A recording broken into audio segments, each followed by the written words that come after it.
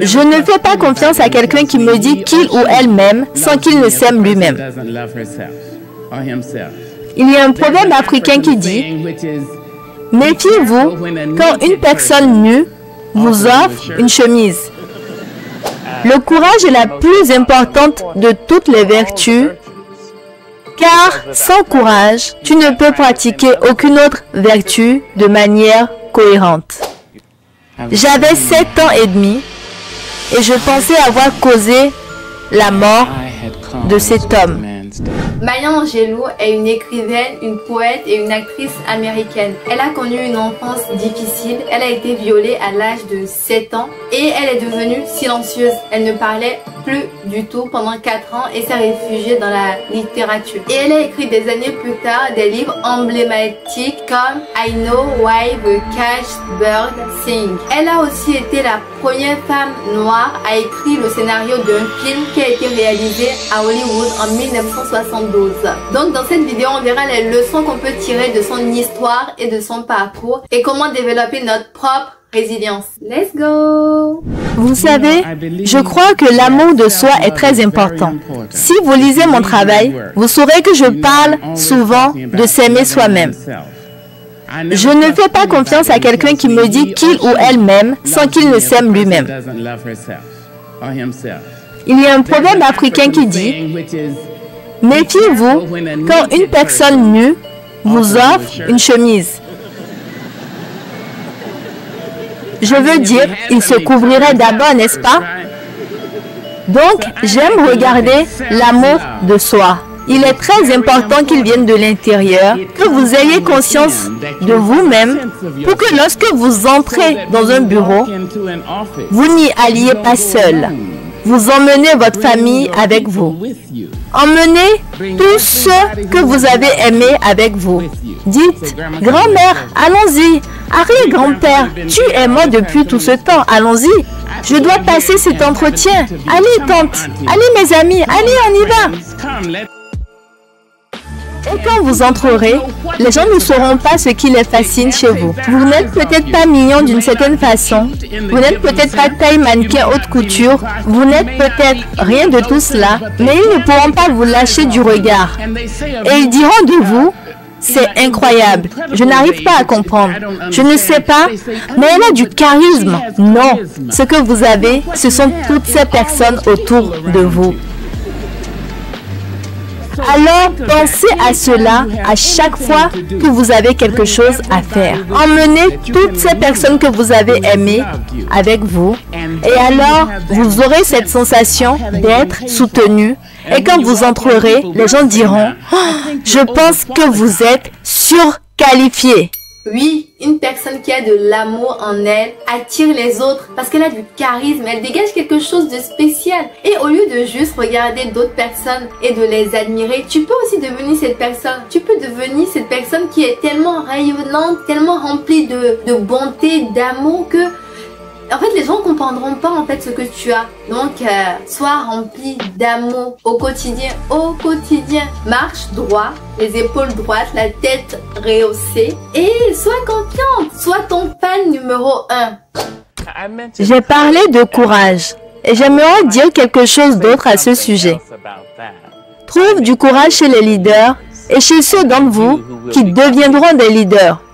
Le courage est la plus importante de toutes les vertus, car sans courage, tu ne peux pratiquer aucune autre vertu de manière cohérente. Tu ne peux pas être constamment gentil, ou juste, ou humain, ou généreux, sans courage.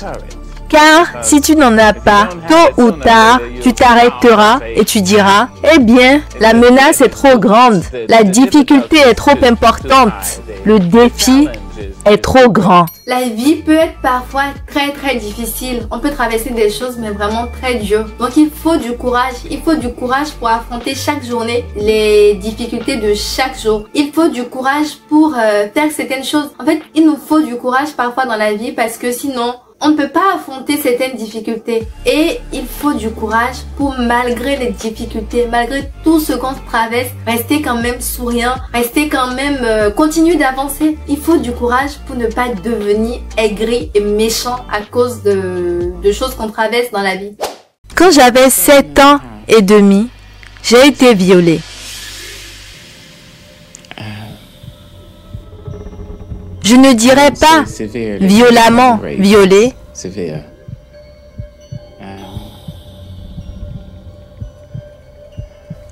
car tout viol est violent.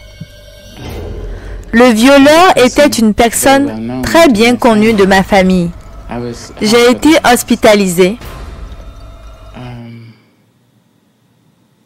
Et le violeur a été libéré de prison et a été retrouvé mort cette nuit-là.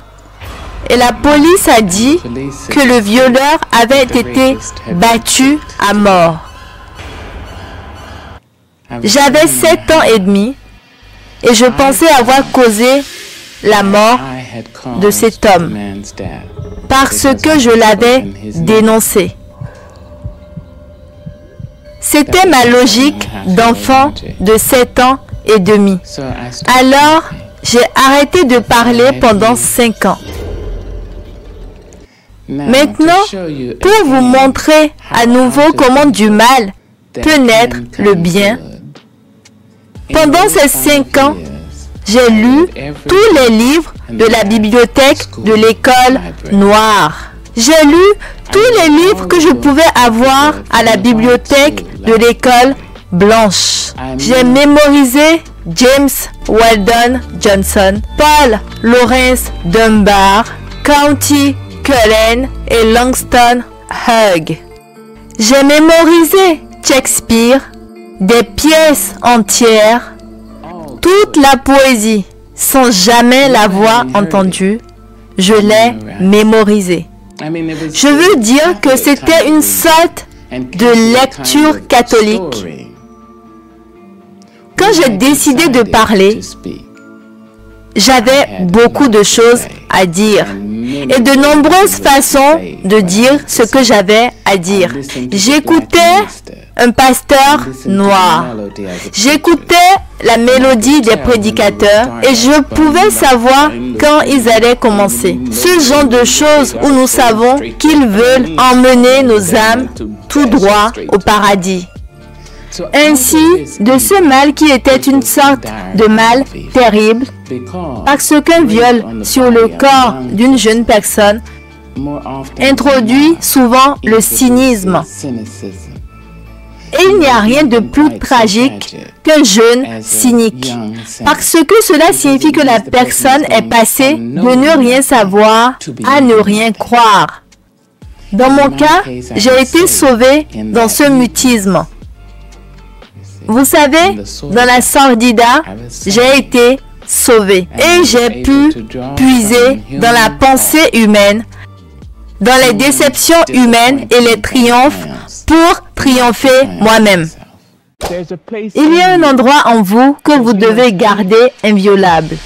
Vous devez le garder pur, propre, pour que personne n'ait le droit de vous maudire, de vous maltraiter.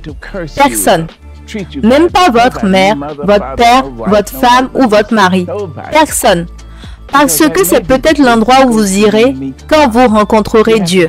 Vous devez avoir un endroit où ils disent simplement « J'arrête, je recule ». Non. Absolument. Dire non quand c'est non. Et oui quand c'est oui. Reculer. Savoir dire recule, car cet endroit doit rester pur. Et cet endroit doit être en vous.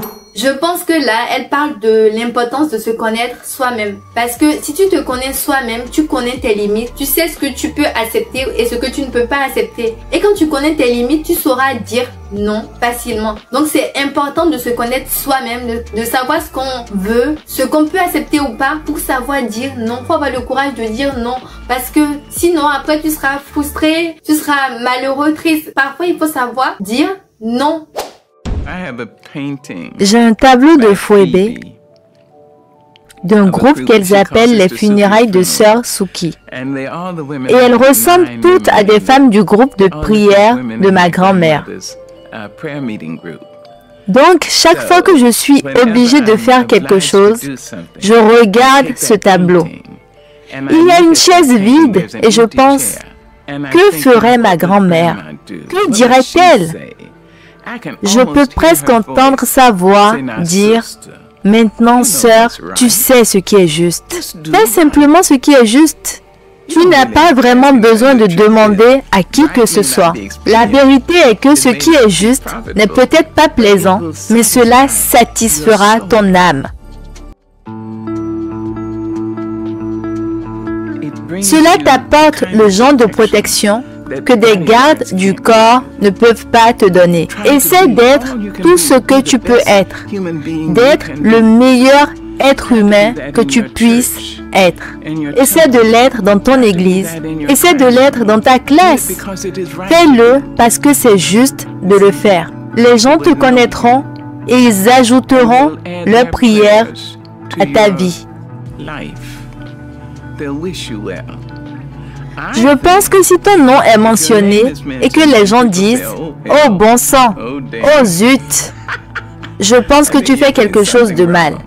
Mais si ton nom est mentionné et que les gens disent « Oh, elle est si gentille, oh, il est si agréable, que Dieu le bénisse », alors essaie de vivre ta vie d'une manière telle que tu ne regretteras pas des années inutiles d'inertie et de timidité.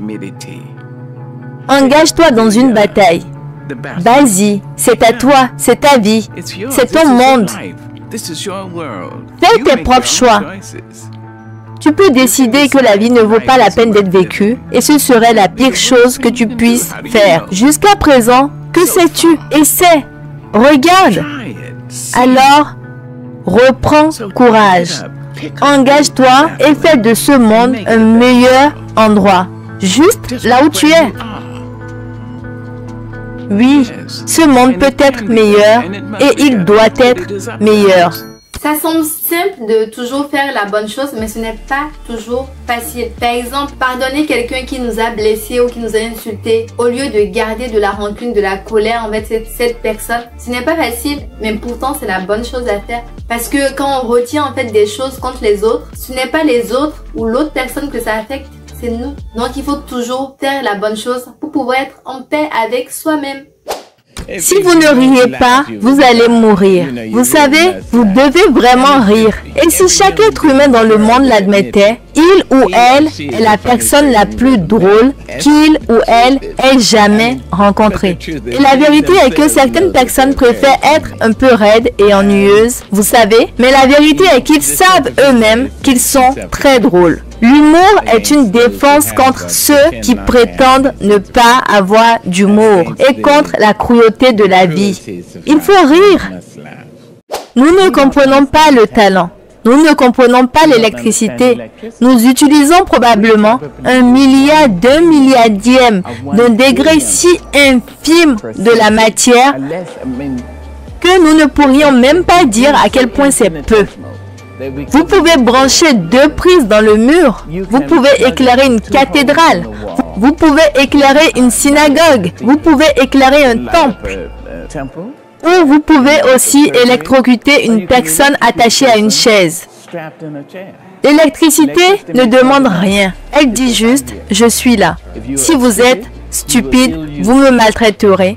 Si vous êtes intelligent, vous m'utiliserez pour le progrès de votre espèce. Eh bien, je pense que le talent est comme cela.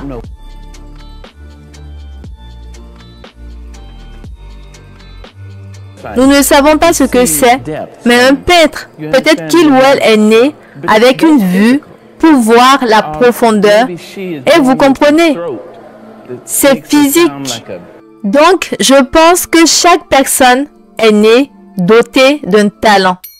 Peut-être que là, tu te dis, je n'ai pas de talent, je ne suis doué pour rien, je n'ai pas de don, rien du tout. Mais c'est fou, hein. Chacun d'entre nous avons un talent. tu ne l'as peut-être pas encore découvert. Ça peut être des trucs tout simples. Ça peut être trouver des solutions à des problèmes. Ça peut être écouter et soutenir les autres. Ça peut être trouver le positif dans les situations ou plein d'autres choses. Mais tu as forcément un talent. Mais juste tu ne l'as pas encore découvert. Quand vous écrivez la poésie, écrivez-vous pour exprimer vos expériences ou écrivez-vous pour inspirer d'autres personnes? Non, j'écris pour essayer de dire ce que je vois, ce que j'ai vu. Et bien sûr, j'espère que c'est inspirant. Quand vous avez écrit « Femme phénoménale », aviez-vous réalisé combien de millions de femmes seraient inspirées par cela? Non, je n'en avais aucune idée. Je fais simplement de mon mieux. Billie Holiday m'a dit que j'allais devenir célèbre. Elle a dit que je ne serais pas célèbre grâce à la musique, ce qui était une évidence. Mais elle a dit que j'allais être célèbre et elle m'a dit ceci. Tu ne peux pas t'élever si haut sans que quelqu'un ne cherche à te faire tomber. Alors, mon plus grand désir, mon ambition la plus grande, c'est d'être si bonne. À cet égard, je peux être agaçante, je suppose, pour vivre avec. Parce que je veux être un être humain fantastique. Fondamentalement, les gens ont peur de mourir. Alors, ils s'accrochent à quelque chose qu'ils pensent préservera leur vie. Ils essaient de se garantir le bonheur en rejetant saleté et misère sur quelqu'un d'autre. Les gens pensent que s'ils peuvent garder les autres hors de ce bâtiment, les éloigner de cette rue, les exclure de cette fibre d'emploi, ils vivront un peu plus longtemps. Ils n'y pensent pas consciemment, mais c'est fondamental. Les gens ont peur d'être arrachés à leur ignorance. Parce qu'ils la connaissent si bien, mieux que leur propre odeur corporelle. Et si tu dis, allez, laisse ton ignorance, ils se mettent dans cette terrible position, cette position terrifiante dont parle Shakespeare à la fin de son soliloque. Ils préféreraient supporter les maux qu'ils ont plutôt que de voler vers d'autres qu'ils ne connaissent pas. Ainsi, la conscience de la mort nous rend lâches. Ils sont lâches. Donc on arrive à la fin de cette vidéo. Dis-moi en commentaire laquelle de ces leçons t'a le plus inspiré et surtout applique dès aujourd'hui cette leçon qui t'a impacté. Je te dis rendez-vous dans une prochaine vidéo.